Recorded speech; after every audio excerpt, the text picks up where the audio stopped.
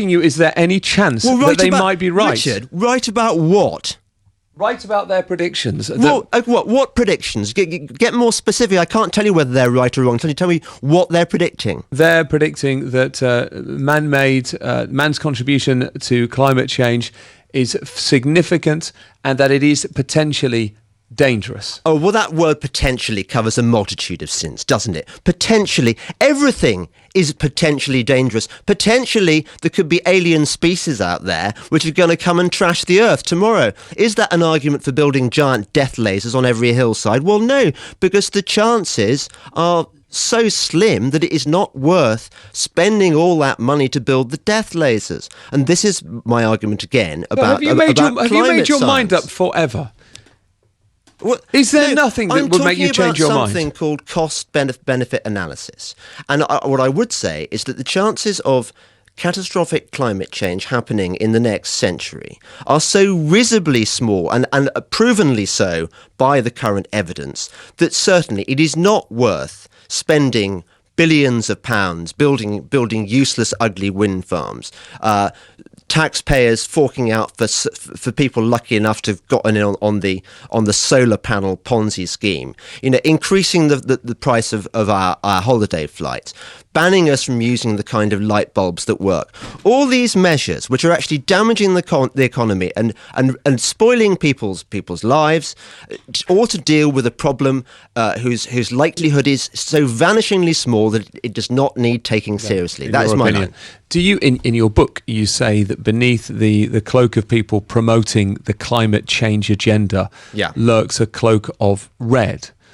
Now, for example, the CBI is a supporter of the drive to a green economy. You would struggle to describe them as rabid socialists. I would say that what we have going on here is that a lot of different people have different motivations.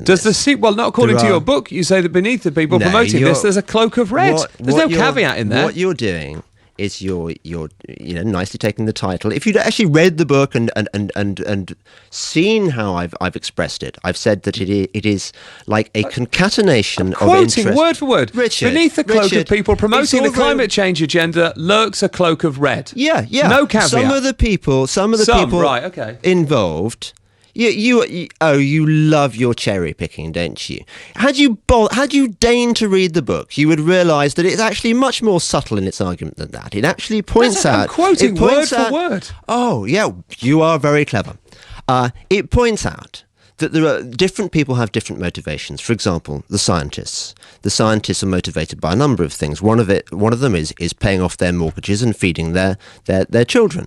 The fact is that science has to go with where the funding is, and the amount of funding spent by mainly government institutions on funding the great global warming Ponzi scheme is about 3,500 times more than is spent funding skeptical science. So obviously, they're going to go with this great green Ponzi scheme. So scientists are only driven by money? No, well, scientists, believe it or not, are not these mysterious white-coated figures who are motivated solely by purity and truth. They have to earn a buck. If a scientist wants to, suppose your lifelong ambition is to study grey squirrels, you're not going to get the funding. But if you say, all right, at that point, James, do you accept there's going to be a body of scientists, a number of scientists who are entirely intellectually honest and have looked at the evidence and have concluded, because that's the evidence before them, that man-made climate change is real and dangerous? It would have been nice to think so, wouldn't it? But you don't think there's any that have done that in an intellectually honest way? I say it would have been nice to think that, and I think we all probably did believe that up until ClimateGate, when we saw these guys' private emails, and what we realised is that in private they were much less certain about man-made global warming than they expressed in their papers that they wrote for the IPCC. That they were prepared to try and destroy the careers of scientists who disagreed with them. So I would say that no, these guys are not motivated by their quest for purity and truth, that actually there is something corrupt in the scientific process. I read exactly what you said about that, and admittedly the certain comments in those emails are very damning. Extensive comments. We're talking about not just ClimateGate 1, but ClimateGate 2. Their science, though, the actual science of those guys was exonerated evaluated by independent reviews. There are around 5 reviews done in the UK and in America. 5. You can call them independent reviews, Richard, if you want to buy that line. But the fact is that these were, one of the guys was in charge of it, Lord Oxborough, who has extensive interests in the renewables industry, in the climate change gravy train. And this was supposedly an independent panel. His appointment was described as like putting Dracula in charge of the blood bank. This is not an independent panel. There were 5 panels. There were 5 reviews of this. Yeah. Any evidence you find that supports your agenda, you hold up, and anything you don't like. One of them. Oh yeah, and that's not how people like you and the BBC operate. I mean, the BBC has a policy of not giving. I'm grateful that you decided to make an exception in my case, not giving airtime to so-called deniers, because the BBC has decided the science is settled. Well, let me tell you, the science is never settled, and I think it's about time the BBC was a bit more honest and a bit more open to the changing reality of climate science. But scientists would say the science isn't settled. Science never settles, does it? Who are these scientists you quote? I mean, there seems to be a sort of special group of scientists that the BBC sanctifies, and it doesn't want to listen to people like Richard Lindzen. Okay. It's an open debate. All right. But just to be clear, it's as likely that those scientists are right as there are aliens living on planet Earth. You said that. I'm paraphrasing what you said earlier. Thank you very much, James. The book is Watermelons, How Environmentalists Are Killing the Planet, Destroying the Economy and Stealing Your Children's Future. It is out now, James Delingpole. Do read it, Richard. You'll enjoy it. I've read various chapters. You are not a scientist, James, are you? We should explain. Yeah, and you can't have got very far, because it's only in chapter 2 where I explain why that doesn't matter.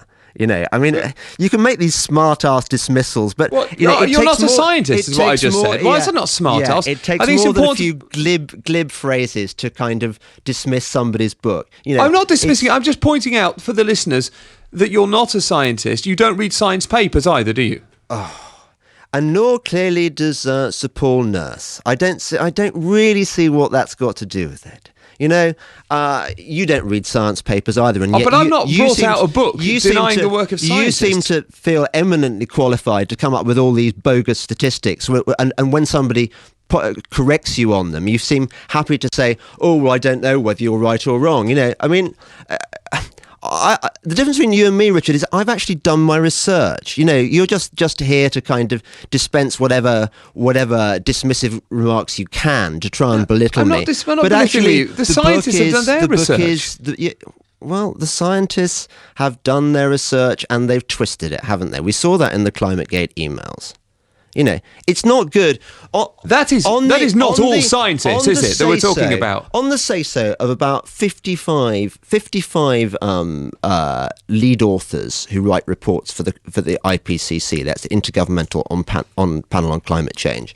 On the say-so of these men, the world economy partly depends, because it's on their statements that politicians base their climate policies. Okay. And now what we saw in the ClimateGate emails, that these guys are giving us not all scientists. No, because we're talking about the people who actually have the controls at the moment. The IPCC is supposed to be the gold standard of international climate science. So we're talking about a handful of people who were revealed in the ClimateGate emails as being party-pre, unreliable, corrupt. And that is a problem. Although their science was exonerated in 5 different reviews. We have to leave it, James Delingpole. Thank you. We'll start Chart the Week next. It is 3:39. Here's Rachel Hodges.